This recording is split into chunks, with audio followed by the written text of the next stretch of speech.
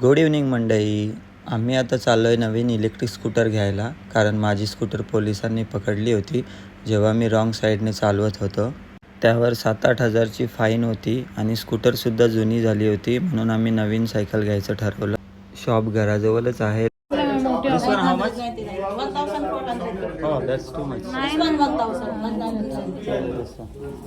खूप सारे ऑप्शन्स होते, पण आम्ही एक नॉर्मल स्कूटर घेतली ज्याची किंमत आहे 1000 दिराम्स, म्हणजे इंडियन रुपीजमध्ये 24,000 रुपये. श्रीजलला शॉपवाल्या अंकलने लॉलीपॉप दिलं होतं, ते तिला खायचं होतं. तुम्ही पाहू शकता खूप प्रकारच्या इलेक्ट्रिक स्कूटर्स लावलेल्या आहेत.